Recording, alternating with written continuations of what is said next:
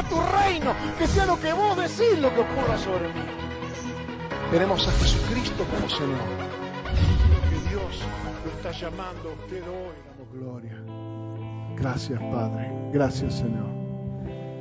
Gracias, hermosa presencia de Dios. Gracias, Señor. Gloria a Dios. Tome asiento, por favor.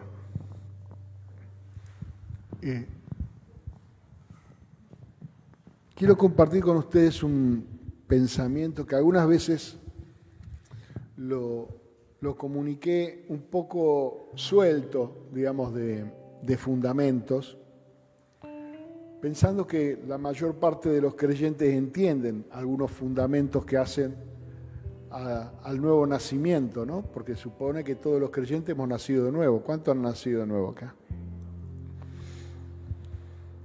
Pero una de las cosas que no entienden la mayor parte de los creyentes y que a mí me preocupa mucho, como me preocupa también no tener agua acá, pero menos, es que el propósito del nuevo nacimiento es un cambio de naturaleza, y eso es lo que algunos no entienden, porque piensan solamente en el nuevo nacimiento en cuestiones que hacen a el ser libre de culpa del pecado, porque a un muerto no se lo puede culpar de nada.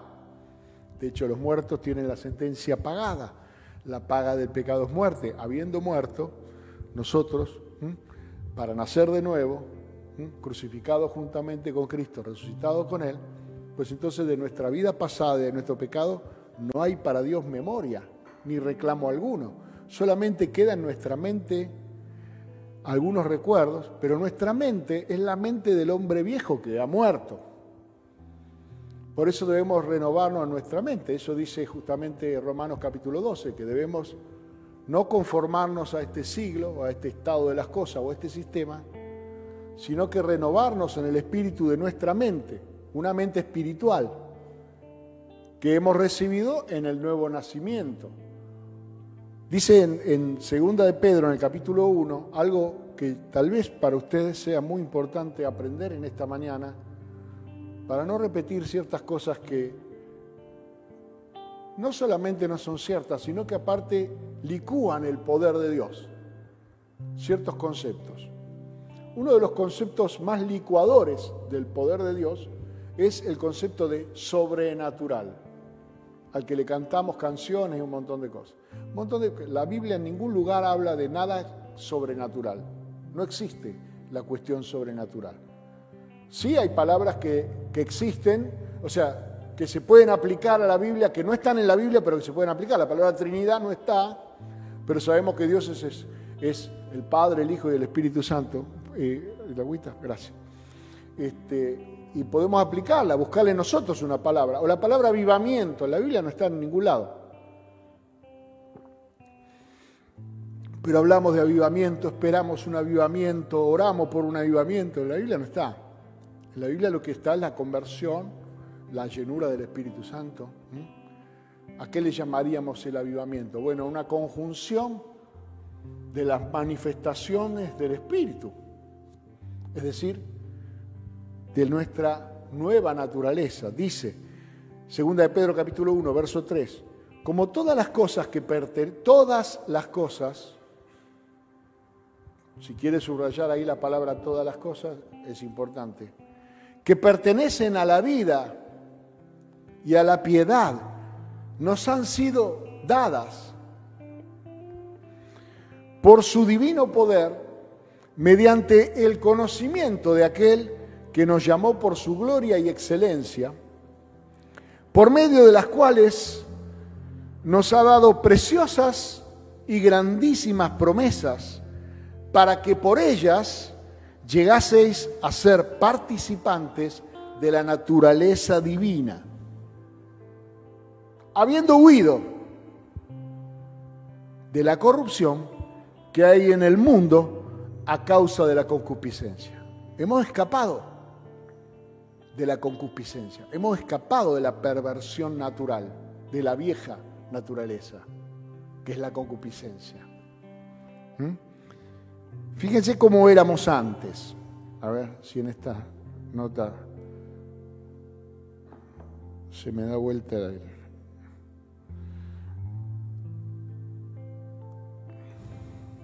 ahí está. Fíjese lo que dice Efesios capítulo 2, verso 1.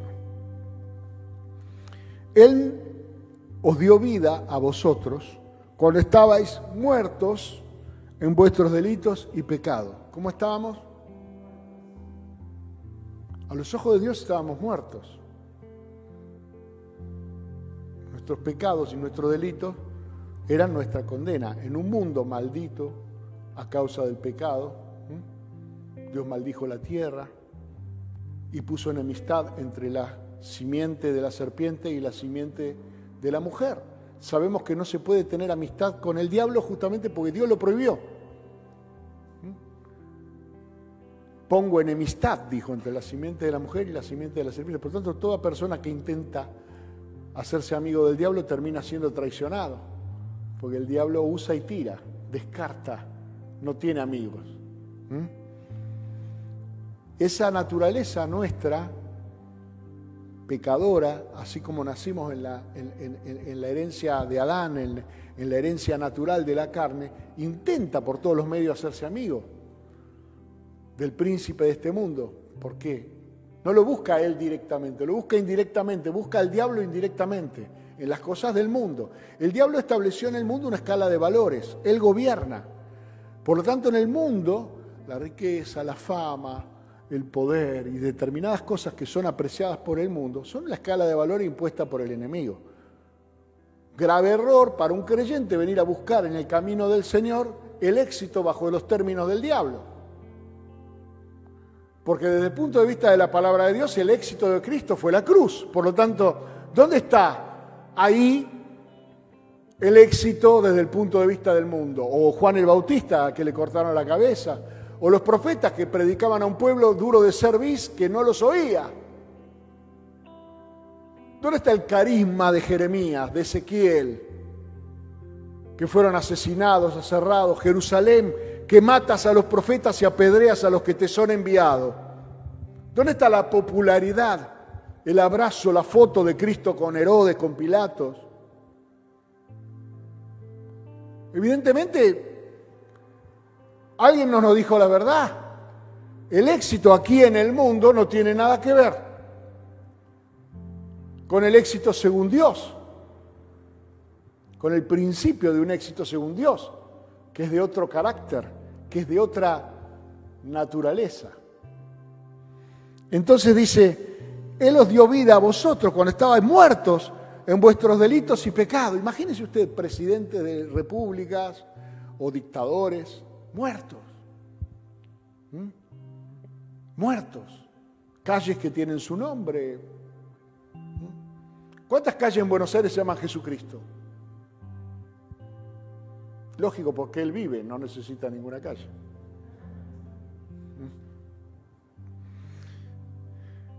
Y dice, esos delitos y pecados en los cuales anduvisteis en otro tiempo, siguiendo la corriente del mundo,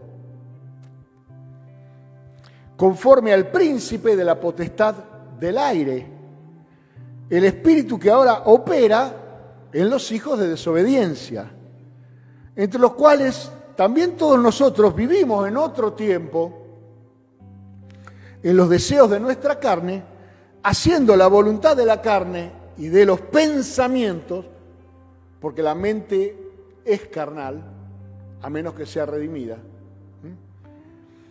Y éramos por naturaleza hijos de ira, lo mismo que los demás.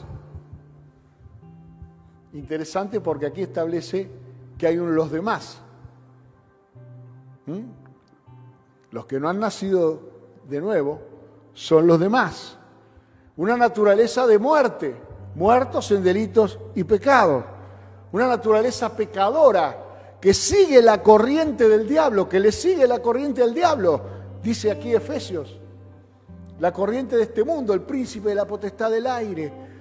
Utiliza una figura retórica para explicar al invisible Satanás, que una de sus mayores trampas es justamente ser invisible o de alguna manera pretender que no existe. y que tenemos libertad cuando en realidad estamos bajo la esclavitud siguiendo la corriente del mundo. El que sigue la corriente del mundo, esclavo es del príncipe de este mundo. Le guste, no le guste, le caiga bien. El diablo sigue siendo diablo aunque te lleves mal con él. No tiene ningún problema. Y Dios sigue siendo Dios, lo mismo. Entonces, ¿cómo llama el Señor a esa naturaleza? Una naturaleza de los hijos de desobediencia, de gente que tiene como marca genética la desobediencia. No les gusta hacer la voluntad de Dios. Una naturaleza de desobediencia, una naturaleza carnal en mente y voluntad, porque en la mente tomamos decisiones y las justificamos. Mayormente no. Mayormente las decisiones que tomamos son de carácter emocional. Proyectamos qué nos convendría más, qué nos haría sentir mejor, qué sería lo mejor de nuestro punto de vista egoísta. En la carne estoy hablando, amén. Y entonces después cuando lo hacemos, buscamos argumentos para justificarlo. Entonces ahí empieza a funcionar la mente un poco tarde, explicando por qué. Haciendo una película para hacer catarsis y explicar por qué el Guasón es malo. O Cruella es buena. ¿Entendés? Porque ahora, digamos, tenemos una corriente espiritual de la justificación de todo lo que es malo. Todo tiene un origen en la injusticia. La gente se va de la iglesia porque fue herida. Qué triste, debería estar muerto, no herido. Muerto en delitos y pecados, habiendo recibido vida del Espíritu, la palabra de Dios nunca te va a herir, te va a alimentar. Pero cuando alguien se va herido, es porque su comportamiento dentro del cuerpo de Cristo fue carnal. Porque lo espiritual no se puede herir. El espíritu no puede herirse. El espíritu tiene vida. Entonces una mente carnal y una voluntad carnal y no querer hacer la voluntad de Dios es parte de una naturaleza que despierta la ira de Dios. Porque dice, éramos por naturaleza hijos de ira, lo mismo que los demás. Entonces, ¿cómo mira usted a los demás? A los que no están en Cristo. Dios los mira con ira. Pero la ira de Dios no es una ira de condenación, ni tampoco es emocional, sino que es un carácter que Dios tiene en forma permanente contra lo que es desobediencia y contra lo que no se ajusta a el enorme precio de sacrificio en la muerte y en la sangre de Jesucristo que Él entregó como un regalo a la humanidad. Ese desprecio, ese rechazo, poniendo el egoísmo por encima del plan de Dios, de alguna manera despierta la ira de Dios. Y si usted no cree en la ira de Dios, mire a Cristo. ¿Hasta qué punto Dios no se toma en serio el pecado de la humanidad, habiendo pagado semejante precio de sacrificio, de derramamiento de sangre, de dolor, de sufrimiento, de traición, de burla, de todo lo que Cristo sufrió, es lo que Él sufrió en nuestro lugar? Es decir, que para que nosotros no tengamos que padecer eso, para que podamos tener comunión, Él tuvo que padecer traición. Para que podamos tener vida, Él tuvo que morir. Para que podamos tener recursos y el pan de cada día y lo necesario, Él tuvo que despojarse de todo lo de Él. Dice que siendo rico se hizo pobre para que nosotros podamos ser en todo enriquecidos. ¿Pero quién? ¿El viejo hombre, la vieja mujer, la naturaleza caída, carnal, rebelde, pecadora, hija de ira? No, es más mala que el diablo esa. Es idólatra. ¿Cómo nos damos cuenta cuando nuestra naturaleza está teniendo una tendencia carnal? Porque tenemos cierta tendencia a apasionarnos por nuestros ídolos y somos capaces de levantar ídolos y de pelearnos entre nosotros por un partido político, por un club de fútbol, por una cuestión barrial. ¿De qué barrio soy? Yo soy de Casero y por eso soy guapo. No sé qué dijo que porque naciste en Casero soy guapo. No. ¿Y quién soy yo para discutirlo? Si soy guapo, problema tuyo. ¿Eh? Pero hacemos de un ídolo del barrio que nacemos, del club de fútbol, del partido político, del apellido, del colegio donde estudiamos. El colegio del 27 y el 35. Yo estudiaba en el 35, de ahí de López de Vega y Baigorria. Y atrás estaba el 27, que era el de química. Y el deporte favorito era pelearse contra lo del 27. Nos separaba la calle Virgilio, era lo único que nos separaba. El resto eran 2 escuelas técnicas. Pero teníamos un ídolo. Si éramos del 35, entonces éramos guapos. O éramos del industrial y no éramos del comercial. Dice en Gálatas 4:8, ciertamente en otro tiempo, no conociendo a Dios, servías a los que por naturaleza no son dioses. Éramos siervos, nuestra naturaleza idólatra, la naturaleza caída, levanta ídolos y te hace esclavo, te hace siervo de lo que no es Dios. Pero la persona no se da cuenta que está sirviendo al enemigo cuando de repente odia por una cuestión de diferencia racial, política, origen, odio porque es un extranjero que viene a quedarse con mi trabajo. No, tu trabajo es tu trabajo y el de él es el de él. Dios hace salir el sol sobre justos e injustos, sobre extranjeros y propios. Dios no hace acepción de personas. ¿Quién te dijo que tenés derecho a odiar? ¿Quién le dijo a los cristianos de este tiempo que tienen derecho a odiar? O dividirse por cuestiones de políticas o pañuelos de colores o cosas que ustedes quieran encontrar en la justificación que quieran. Están actuando en una naturaleza vieja, caída, rebelde, muerta. Pero ¿de cuál naturaleza participamos ahora? ¿No se lo explicó Jesús claramente a Nicodemo? Lo que es nacido de la carne, carne es.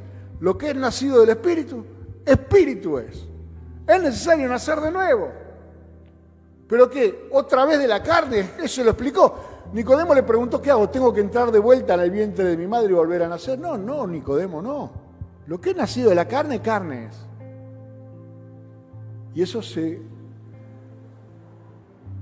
desgasta, envejece, se fusiona nuevamente con los elementos de la tierra. Pero lo que es nacido del Espíritu permanece para siempre. Porque ¿cuál es la principal característica del cielo? Todo es eterno en el cielo. No hay ciclos. ¿Hay pobreza en el cielo? No hay pobreza en el cielo. ¿Hay desigualdad en el cielo? No hay desigualdad en el cielo.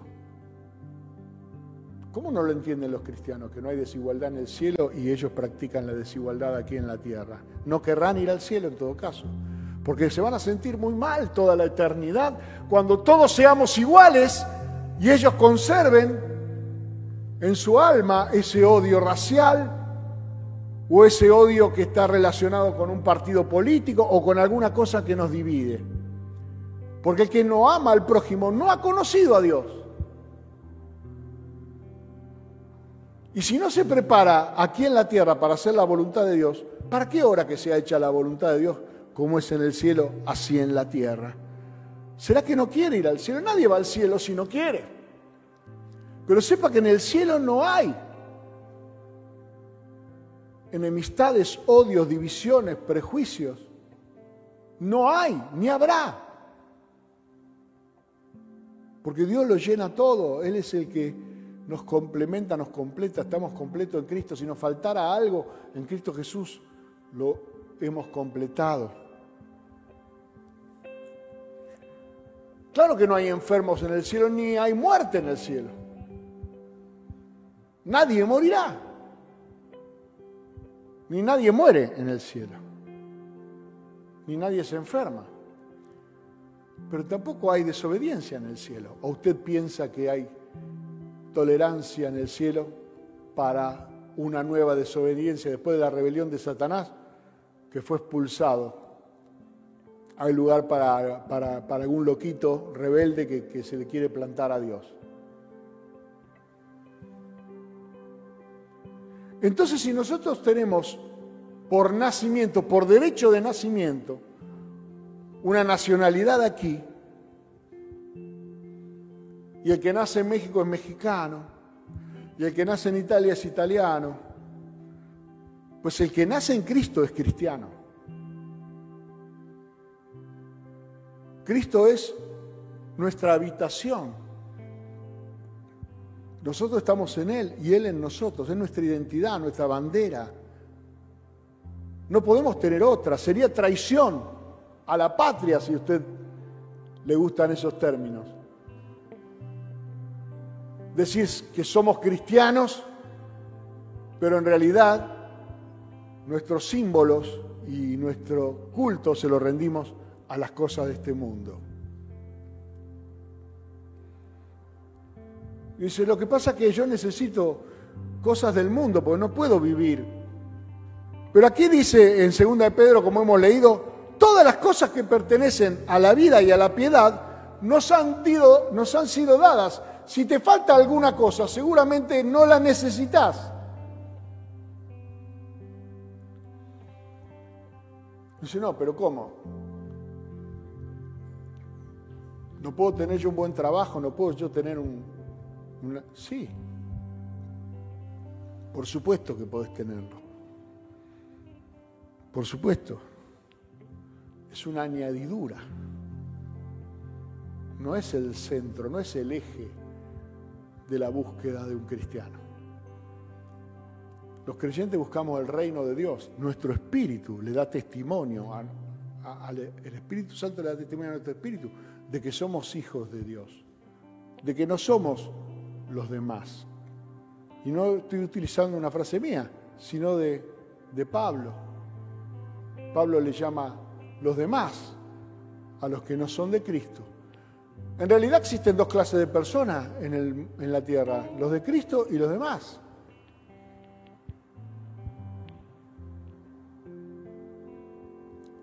Un siervo de Dios tremendo que se llamaba Charles Finney,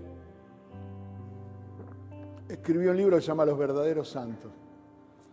Y en ese libro decía, hay dos clases de personas en el mundo. Los santos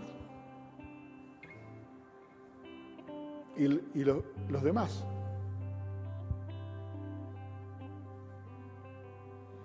Pero también hay dos clases de santos, los verdaderos y los falsos.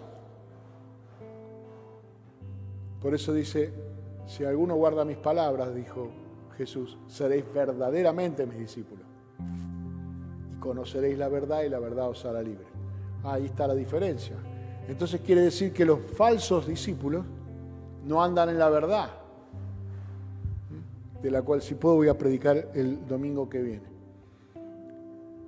Quiere decir que viven en un engaño. Pero de esos también Finney distinguió dos clases.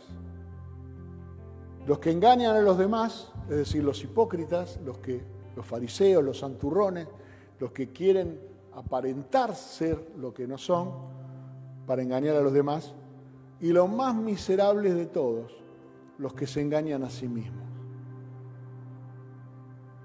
Los que se autoengañan pensando que están bien, pensando que están en perfecta comunión con el Señor y sin embargo siguen viviendo en su vieja naturaleza.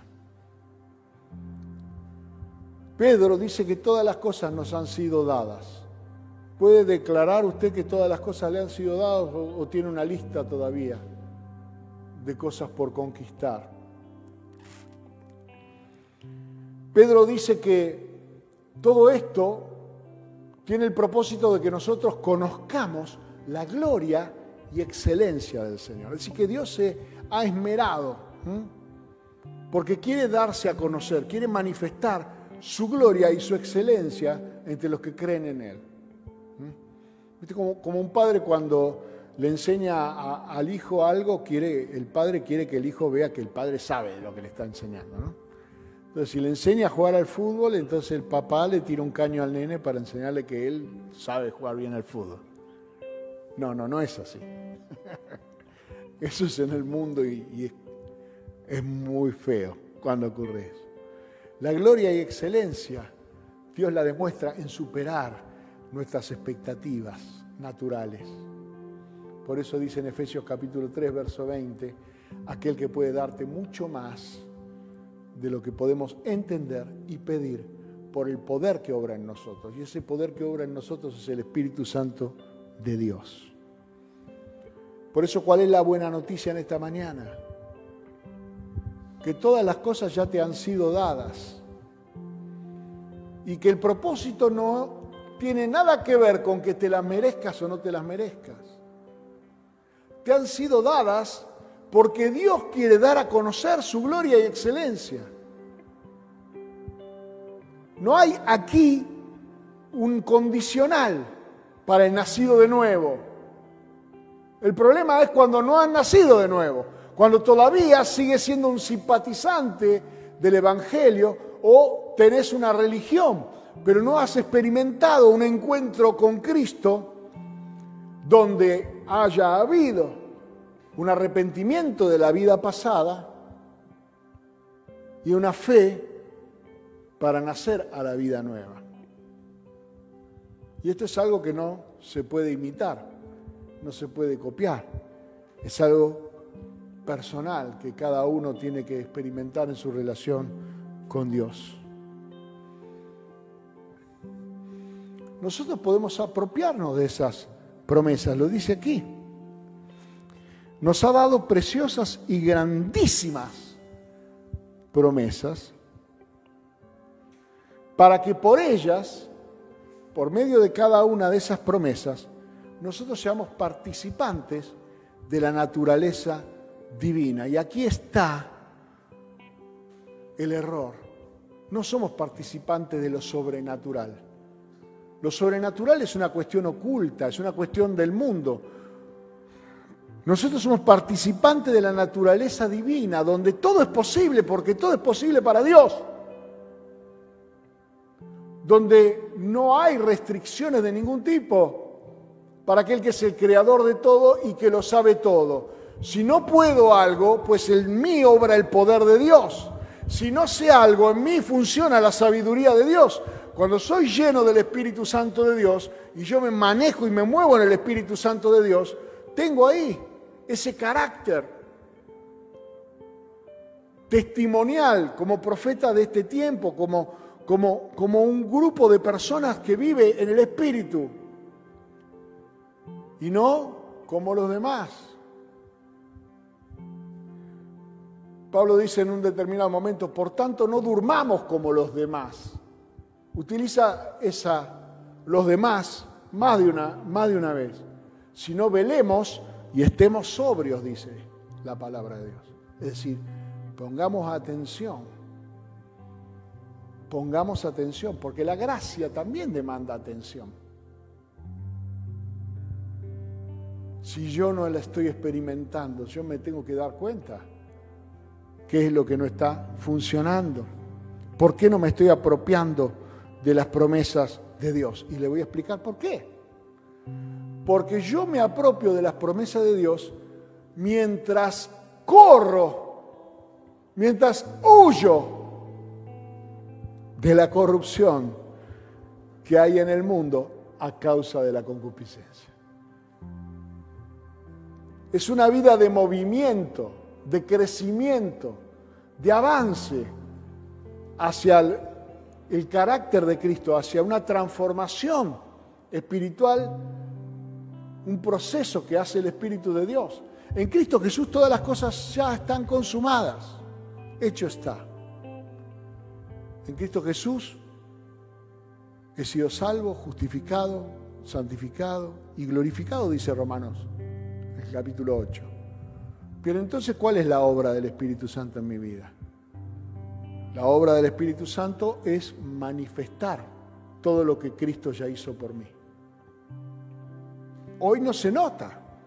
Usted no va a ver una persona que entrega su corazón a Cristo esta mañana, que a la tarde se comporte ya como una persona completamente libre de su concupiscencia, completamente libre de su perversión, de sus ideas equivocadas del pasado, de las malas enseñanzas, del ambiente donde vive. No, de un día para el otro no se comportará como un ciudadano del cielo, alguien que ha vivido aquí en la tierra 10, 15, 20, 30 años.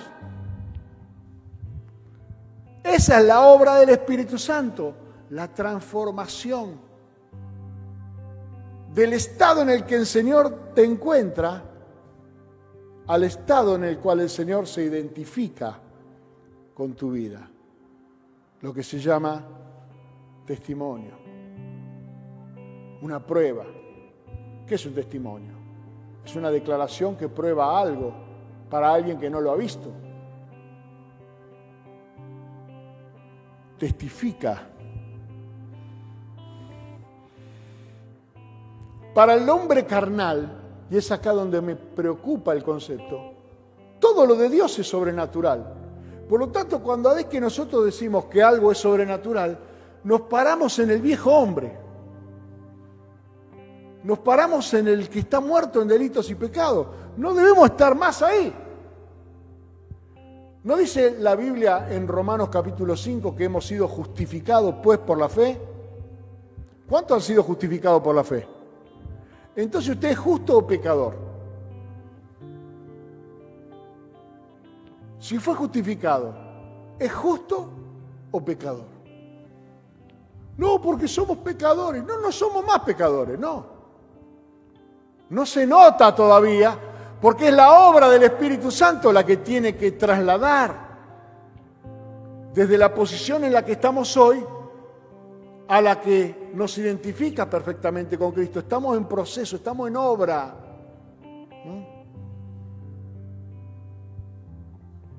Es como ese edificio que tiene el cartel que dice escuela número tanto, y usted va y se acerca ahí al alambrado y lo que hay es un baldío. Claro, va a estar la escuela ahí en algún momento. Está en obra. Pero no hay maestro, no hay alumno, no hay nada ahí.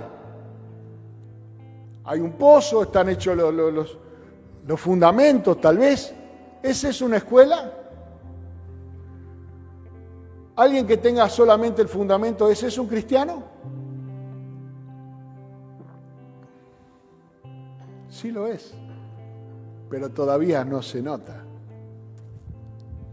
no se manifiesta, porque estamos recorriendo un camino que es huir de la perversión, huir de la concupiscencia y conquistar las promesas que nos han sido dadas por su gloria y excelencia. Por eso el camino del creyente es de gloria en gloria, es de poder en poder. Es un avance, pero ya no es sobrenatural. Sobrenatural era en la carne, ahora es nuestra participación de la naturaleza divina. Por eso oro. Cuando yo oro, ¿alguien ve a quién le estoy hablando? ¿Qué garantía hay de que he sido escuchado cuando yo digo amén? Lo que pasa es que mi naturaleza, mi espíritu, no necesita ver, ni tocar, ni oír, ni gustar. Pero el hombre interior, el que ha nacido de nuevo, por medio de la fe, toca, huele, siente, escucha, ve. Es la fe. Para el hombre espiritual, todas las cosas, los milagros y las cosas que asombran al mundo, son naturales. ¿Puede haber algo más raro que hablarle a nadie?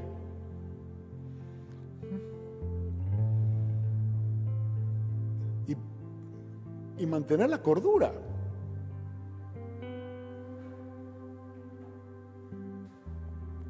Y mantener la cordura y ver el cambio y la transformación en una vida.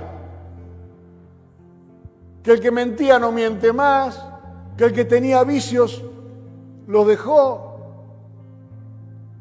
que el que vivía endeudado, hipotecado, amargado, tiene gozo, tiene paz, que el que vivía en guerra está reconciliado, ha perdonado, se ha librado del rencor, de la amargura.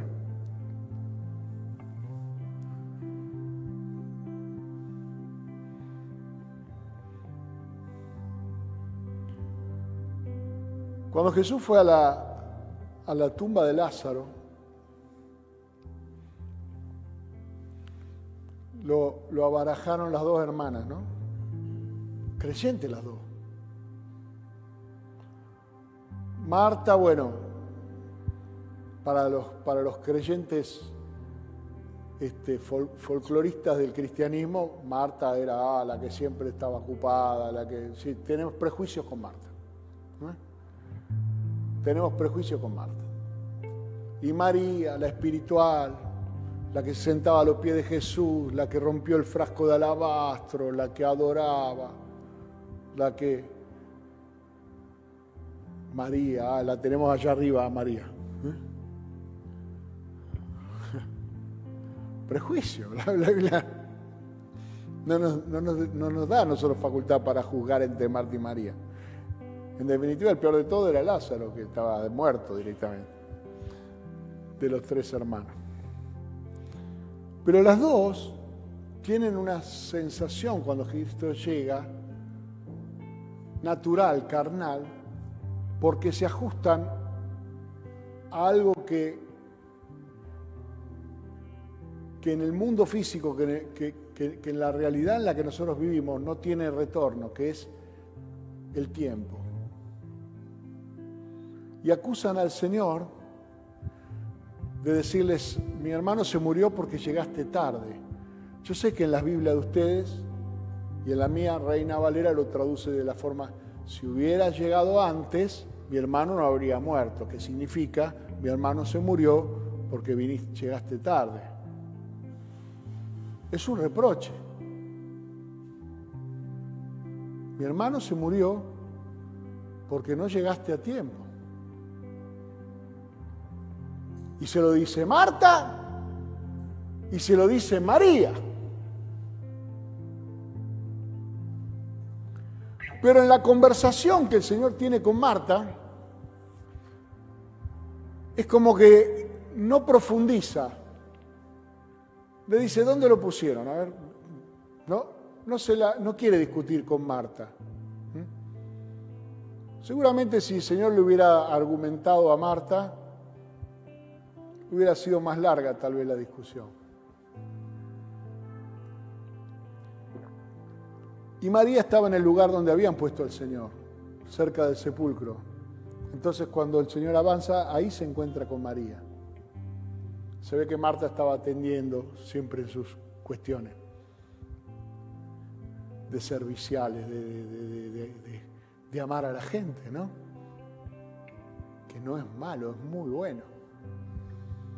Teníamos a María, que representa el amor a Dios, y a Marta, que representa el amor al prójimo. Entre las dos hacían un cristiano.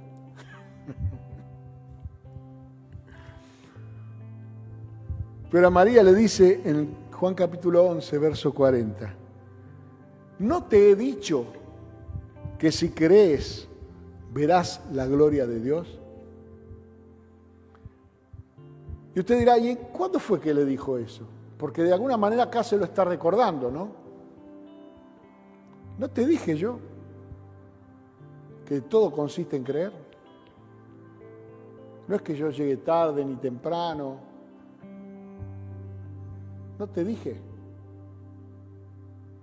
¿Y cuándo se lo dijo? Bueno, tal vez en alguno de esos momentos de adoración de María sentada a los pies del Señor, escuchando, habrá escuchado, los que creen verán la gloria del Señor. Lo que dice Pedro, ¿no? Que nosotros vamos a verificar, vamos a comprobar su gloria y excelencia. Es propósito de Dios que nosotros conozcamos su gloria, conozcamos la excelencia de Dios. Y acá Jesús le está recordando. Pero ¿cuál es el problema? El problema es, ¿crees? Porque un creyente sin fe está muerto en sus delitos y pecados. ¿Qué clase de creyente es un incrédulo?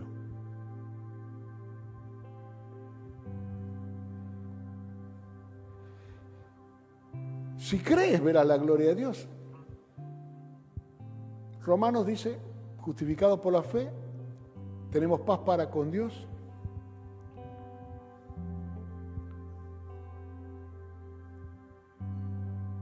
Por medio del cual tenemos entrada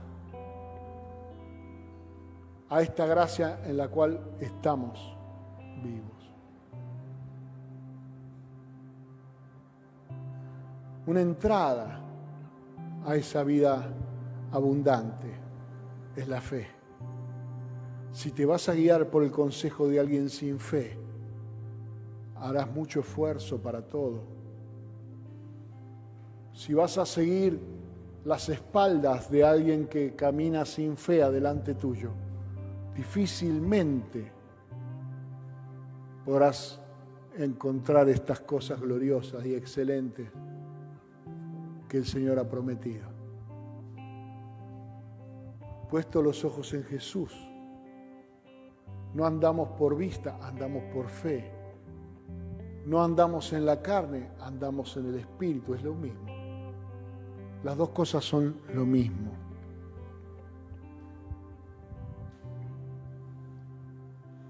Sí, pero yo tuve una experiencia y en un momento Dios me usó y tuve una palabra y recuerdo cuando Dios me usó ese día. El tema no es los sucesos, el tema es el proceso en la vida del cristiano. El proceso de vivir por fe. La continuidad de vivir por fe. La permanencia en tu posición de autoridad espiritual. El enemigo siempre te tentará a renunciar a tu nueva naturaleza, porque te preguntará, y como le preguntó a Jesús, si eres hijo de Dios, entonces ¿por qué? Si eres hijo de Dios, ¿por qué te cuesta pagar el alquiler? Si eres hijo de Dios, ¿por qué no tenés un trabajo mejor? Si eres hijo de Dios, ¿por qué tenés un callo en el pie derecho? Si eres hijo de Dios, ¿por qué te molestan tanto los perros del vecino? Y todo eso que se mueve a tu alrededor, que se llama mundo y que está bajo el maligno, tiene un solo propósito, que es hacerte dudar de tu identidad como hijo, como hija de Dios, y tratar de que pierdas lo que tanto precio le costó a Jesucristo conquistar para nosotros. Y entonces, al no tener fe, te refugiarás en el alcohol, o te refugiarás en la droga, o te refugiarás en las malas compañías, o en cuestiones que hacen que tal vez la carne se sienta un poco mejor, pero finalmente el espíritu se va apagando, se va contristando y vas perdiendo tu identidad y tu naturaleza espiritual.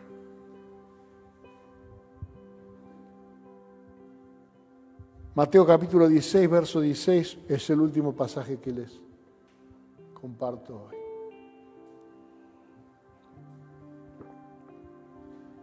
Qué sensación tan gloriosa cuando uno tiene revelación, cuando se corre el velo y podés ver algo que nadie más vio. Y eso le había pasado a Pedro.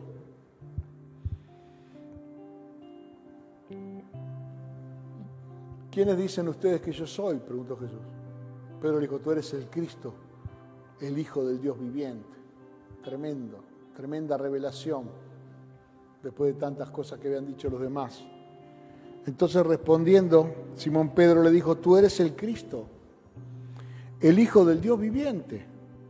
Entonces le respondió Jesús, bienaventurado eres, Simón, hijo de Jonás, su naturaleza carnal. Simón, hijo de Jonás.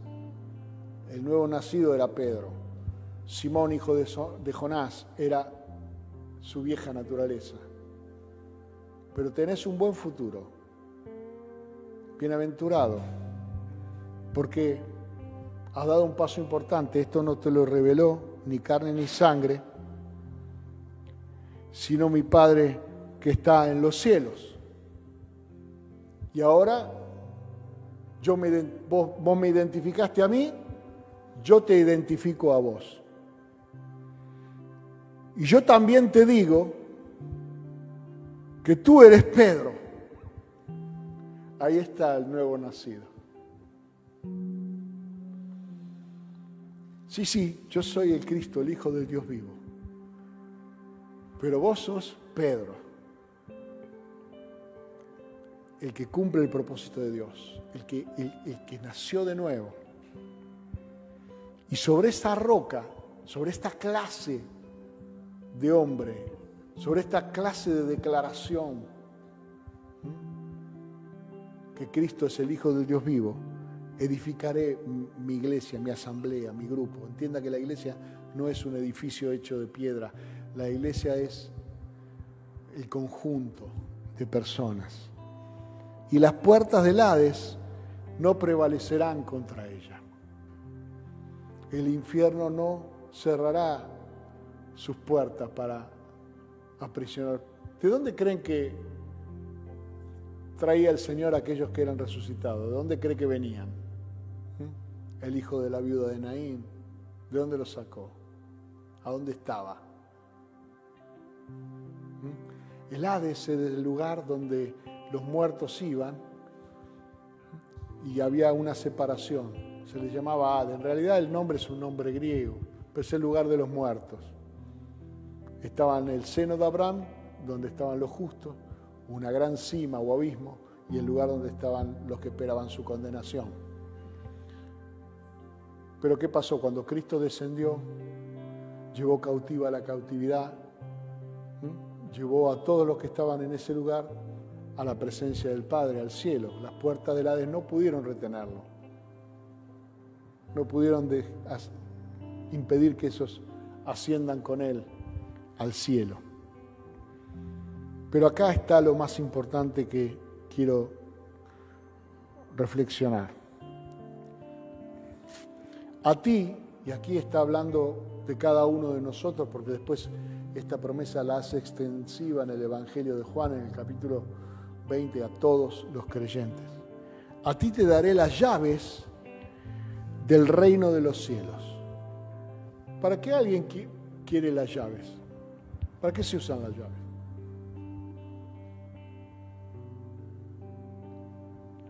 ¿Para qué usan las llaves? Para abrir, para cerrar. Es decir, que nosotros, los hijos de Dios, maduros, tenemos llaves para abrir o cerrar el cielo en función de nuestra decisión.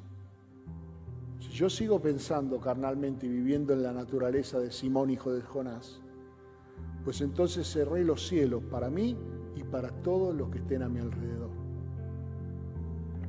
Pero si yo por la fe tomo la autoridad del Pedro, del nacido de nuevo, no sé cuál será el nombre que el Señor te ha dado, tal vez el mismo podría ser, pero el nacido de nuevo abre los cielos para Él. Y entonces de lo que nos ha sido otorgado por Dios en la eternidad, podemos extraer un arras, una garantía, un anticipo de nuestra herencia, que aquí en la tierra se llama milagro. O aquí en la tierra el mundo lo llama sobrenatural.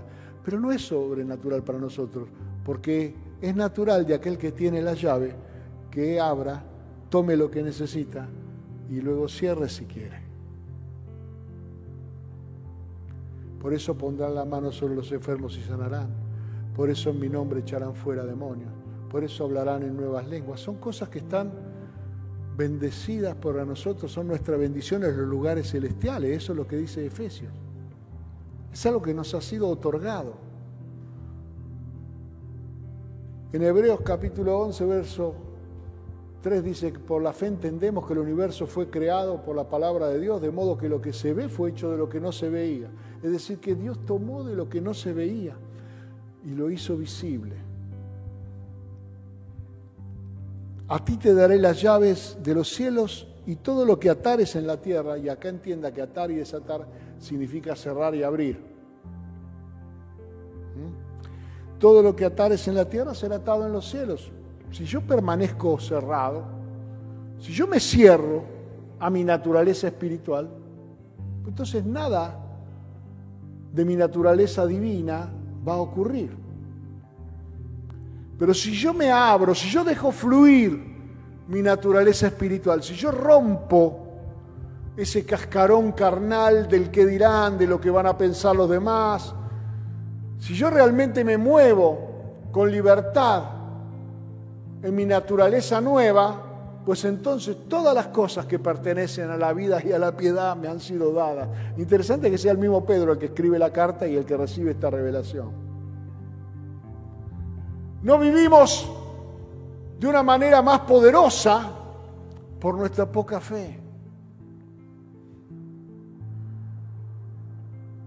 No alcanzamos mayores promesas por nuestra poca fe. Esa conversión no se produce porque no le hemos puesto la fe para que se produzca. Esa sanidad no se produce porque no le hemos puesto la fe para que se produzca. Porque para el que cree, le dijo Jesús a Jairo, todo es posible, y se trataba de la muerte de su hija. Seguramente en la muerte de la hija de Jairo habría en la familia de Jairo un montón de personas culpándolo a Jairo, vaya a saber de qué.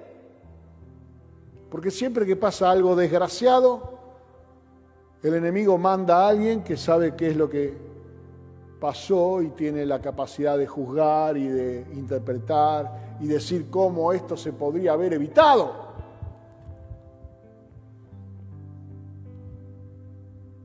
Pero nosotros nos encontramos frente a hechos y esta semana te vas a encontrar frente a situaciones que van a poner a prueba tu naturaleza.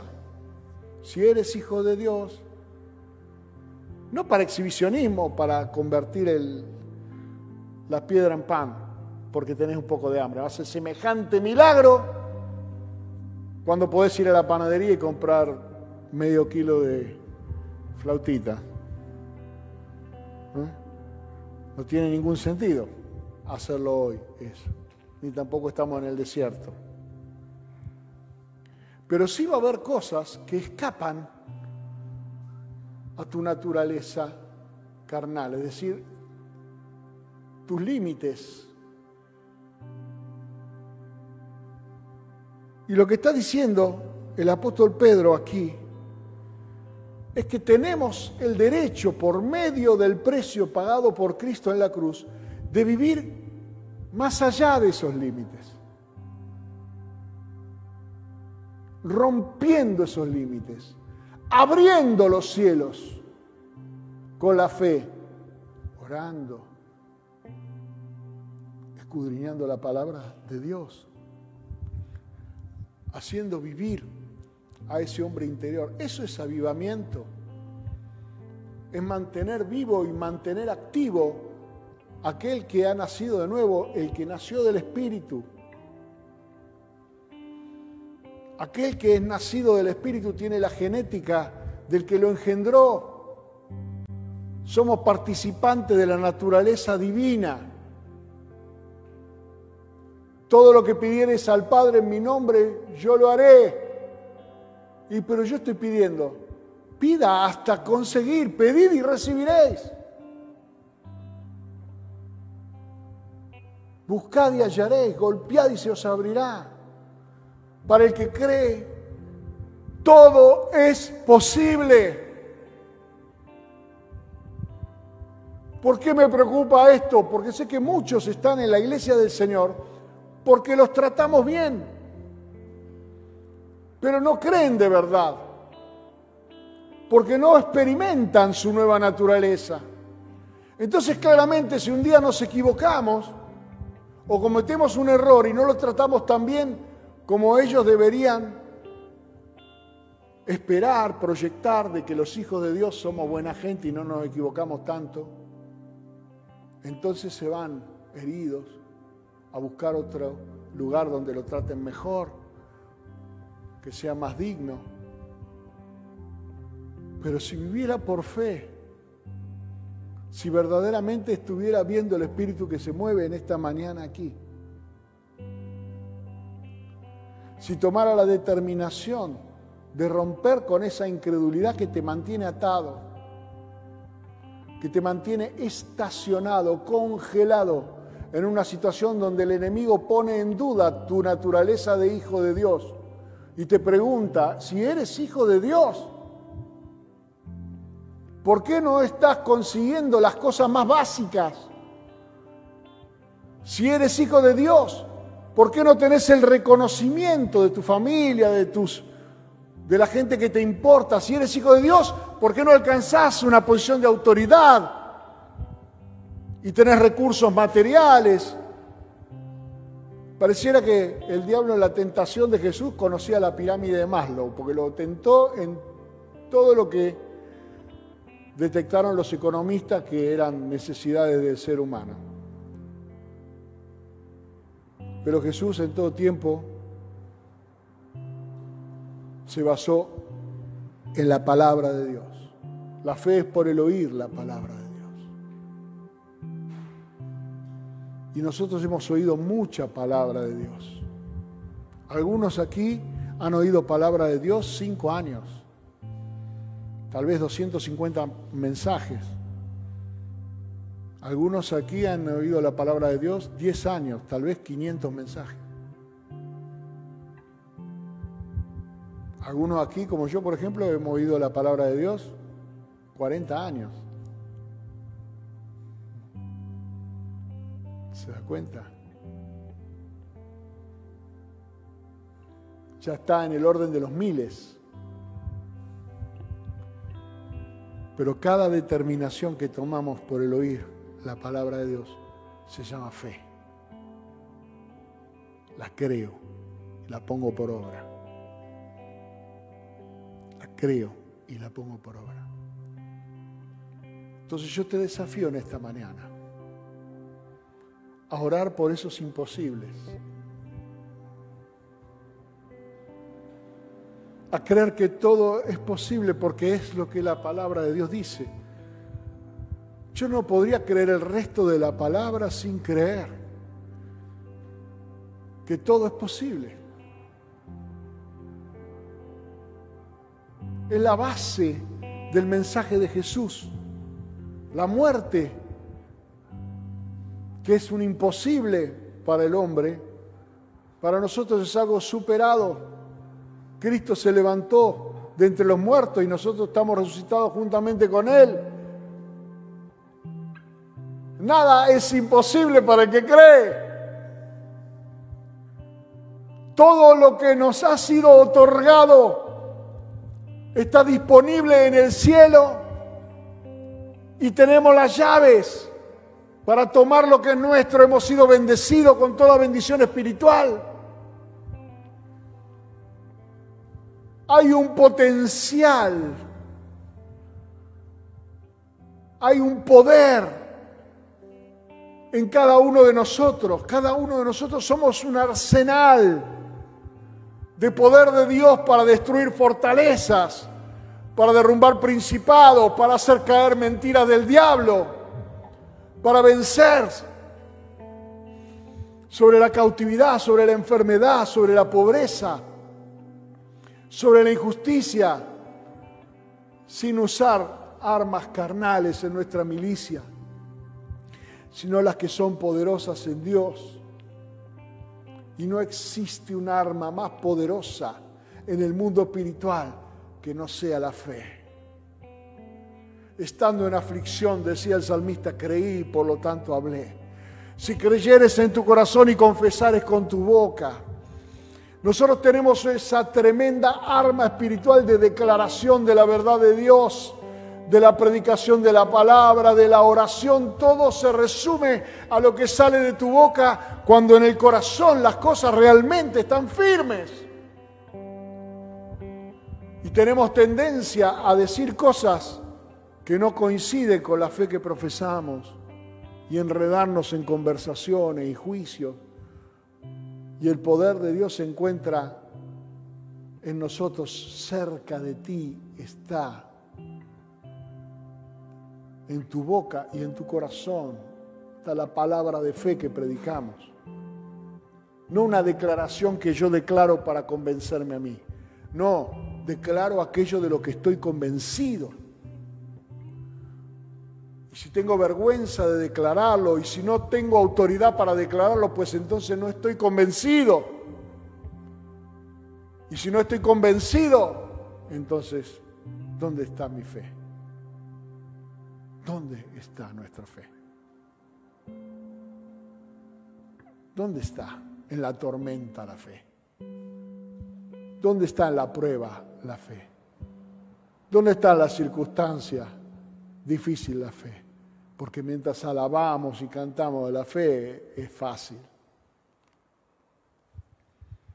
Pero la fe la tenemos que ejercer cuando salimos de aquí y tomar autoridad en el nombre de Jesucristo. Una de las cosas que más preocupan a Satanás, al príncipe de este mundo, son los revolucionarios que cuestionan su autoridad. Diablo, no tenés autoridad sobre mí. Mundo, no tenés autoridad sobre mí. Soy un hijo de Dios. No soy esclavo, como esa canción tan hermosa. Pero no es que no somos esclavos solamente del temor. No somos esclavos de nada, ni de nadie, sino que somos hijos de Dios. Entonces todo es posible. Vamos a orar y a pedirle al Señor que nos introduzca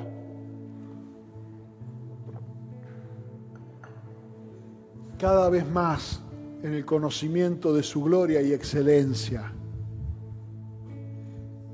No dependemos de nada de este mundo, de nada de este mundo. Cantábamos el otro día con Marga, nos agarró el viejazo y empezamos a cantar canciones viejas en el auto, ¿no? De los tiempos de, no sé, de Lutero, no sé. Y una decía, el brillo de este mundo se opaca ante ti. Y la gloria de esta tierra, nada es. La gloria de esta tierra, nada es. Nada es. Comparado con la gloria que vendrá, con la gloria que vendrá. Un pastor amigo mío decía, estás destinado al trono. Estás destinado a sentarte con el Señor en su gloria. Ese es tu destino. Yo no puedo decirte menos que eso, porque ya estás aquí. No es una promesa que yo te estoy haciendo para tratar de convencerte o de venderte algo. Es una realidad a la que yo te invito a vivir en tu ser espiritual, el que ha nacido de nuevo, el que no se doblega delante del príncipe de este mundo. El diablo vino y le dijo a Jesús, todos los reinos de este mundo y su gloria me han sido dados, y yo se los doy a quien yo quiera. Y Jesús le dijo, vete, Satanás, al Señor tu Dios adorarás, y solo ante Él te postrarás. Él tenía clara su identidad. El diablo te quiere poner de rodillas cuando te falta dinero, cuando te faltan recursos, cuando la gente te desprecia, cuando tenés conflictos familiares, cuando una enfermedad acecha tu vida o tu familia. El diablo te quiere poner de rodillas. Pero nosotros ya estamos de rodillas ante el Señor de los cielos. Solo delante de Él nos postramos para adorarle. Y Él vendrá con su socorro. Corremos huyendo de la perversión heredada por nuestra naturaleza hacia el trono de la gracia para encontrar el socorro necesario y oportuno. Dios nunca llega tarde. Dios nunca llega tarde. El diablo quiere hacerte creer que las horas pasan y que la salvación se aleja y que pareciera que estás sentenciado a cumplir sus caprichos. Pero aunque el tiempo aquí en la tierra pase, las promesas del Señor son eternas y siempre alcanzables. No creas que el Señor va a llegar tarde, porque si creyeres, si crees, verás la gloria de Dios. Verás la gloria de Dios. Padre, te damos gracias en esta mañana. Te bendecimos por esta realidad, nuestra naturaleza. Gracias por nuestra salvación. Gracias por el Espíritu que has hecho morar en nosotros. Gracias por permitirnos este tiempo para reflexionar en tu palabra y para tener comunión los unos con los otros y recordar que tú eres Señor Todopoderoso y que tú no cambias y eres el mismo ayer y hoy por todos los siglos. Y algunos de los que estamos aquí, aunque por un tiempo fuimos rebeldes y anduvimos en otros caminos pensando que era imposible regresar, tú abriste tus brazos y nos esperaste como el Padre esperó a ese pródigo para abrazarnos, para poner anillo en nuestro dedo, calzado en nuestros pies y para tener comunión con nosotros. Abrimos nuestro corazón en esta mañana. Abre tú los cielos. Abre los cielos, Señor. Abre los cielos sobre nosotros. Te bendecimos, Jesús. Te adoramos.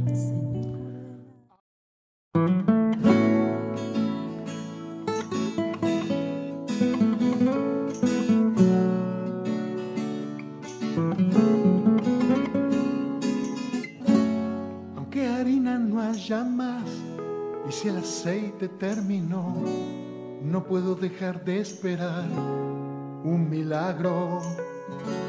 Aunque de frente tenga el mar y el enemigo venga atrás, yo seguiré pidiéndote un milagro.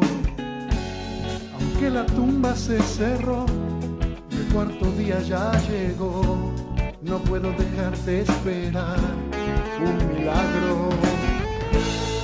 Espero un milagro. Tú eres Dios de milagros, no me avergonzaré de esperar de ti un milagro. Espero un milagro. Tú eres Dios de milagros,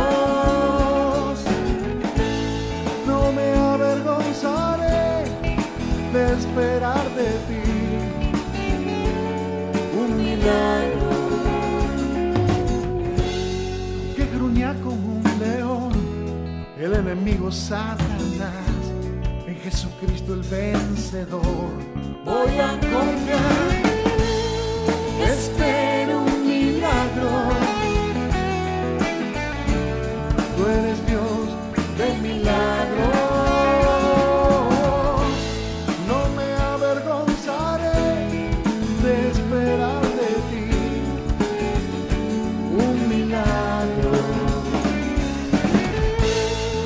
espero un milagro. Tú eres Dios de milagros, no me avergonzaré de esperar de ti un milagro.